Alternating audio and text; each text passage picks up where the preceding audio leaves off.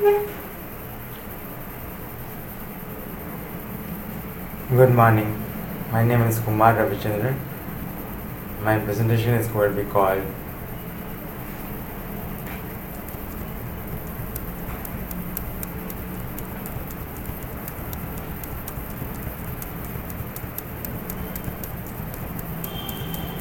Active Rotor Controls for Vibration Reduction and Performance Improvement. I presented this at the AHS Specialist Conference on Aeromechanics at Fisherman's Walk, San Francisco, California. This was in 2010. So start off with the description of the outline, the way the talk will be spread up. I'll start with the introduction, analysis methodology. I'll describe UMARC and the different features we use. Trailing edge flaps, next concept.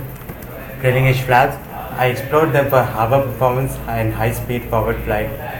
Under high speed forward flight, I looked at vibration reduction, power reduction and combine the two. So vibration and power reduction together using trailing edge flaps. And then from high speed, I moved on to high thrust forward flight.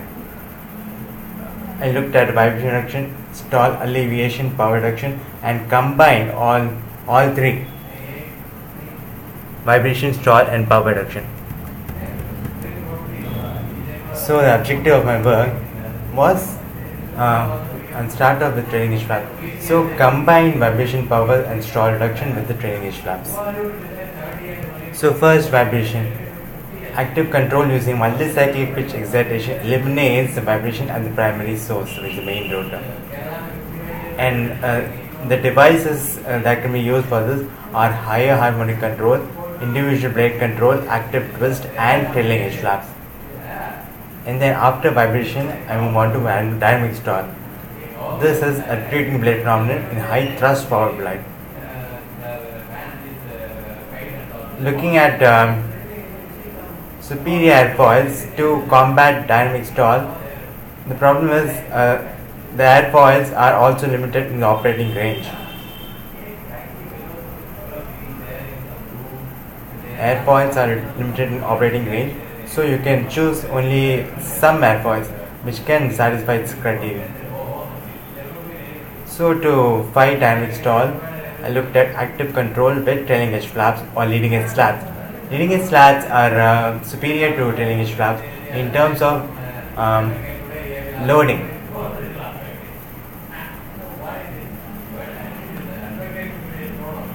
So they can get closer to the stall boundary than the trailing edge flaps. Performance improvement. This was done by redistribution of the disk loading with trailing edge flap inputs 1 and 2 per hour. So I talked about vibration, dynamic stall, and performance improvement. So finally, I need to achieve a compromise between vibration, power, and stall. So the approach for this was to use the comprehensive prediction capability UMARC, University of Maryland Advanced Rotor Code, to carry out design parametric studies to optimize active trailing edge flaps, to minimize vibration and power consumption, minimize vibration and power consumption, and improve the dynamic stall characteristics. Now I'll talk a little about the UMARC analysis methodology. This is basically a non-linear finite element in space and time. Pitch link and lag damper are attached to the blade, and the effect of these two devices on the blade is covered in UMARC. Aerodynamics. The lifting line aerodynamic model has airfoil table lookup, lifting line near wave, Bagale, Leishman, Snow, Blizzard free wave, and Leishman Burroughs unsteady attached flow or dynamic stall models. For trim, the coupled response leads to trim, and there are various trim options based on the flight is operating on, the helicopter is operating on. Trailing edge flaps. So This is the operational envelope of the US-60 rotor. US-60 helicopter. US-60 helicopter. Operational envelope means the usually thrust coefficient versus advanced ratio. I put CW by sigma, which is weight coefficient. So this gives a very good correlation with the lift boundary. Lift boundary is a function of mu.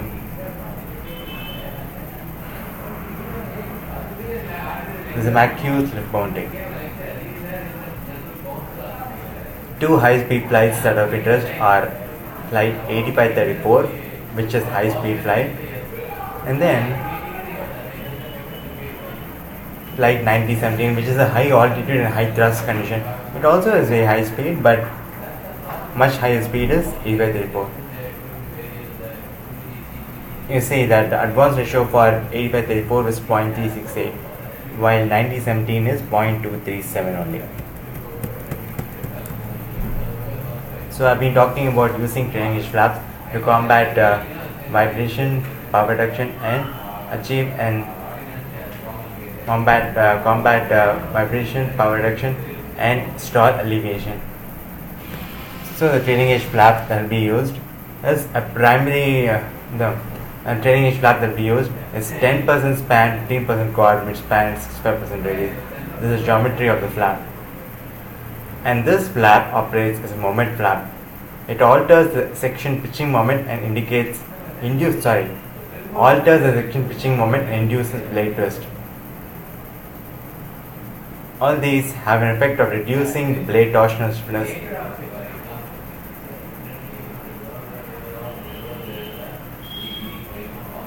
I looked at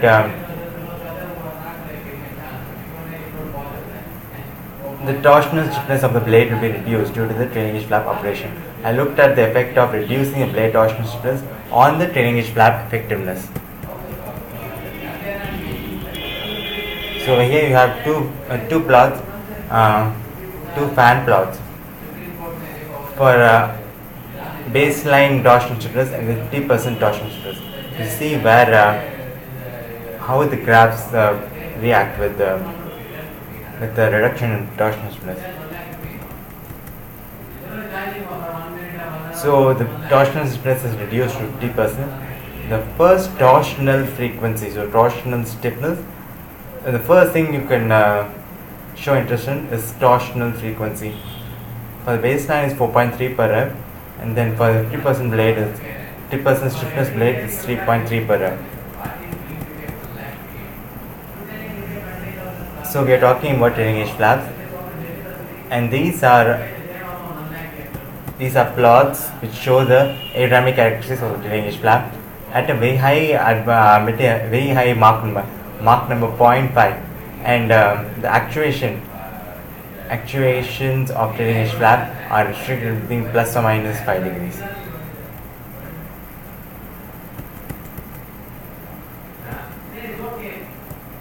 So lift by drag, and then pitching moment. So CL, CD, CL by CD, and CM.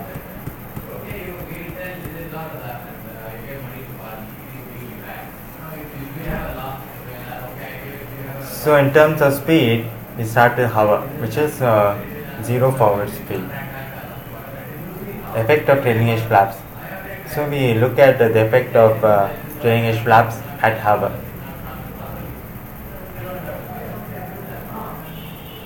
And over here I have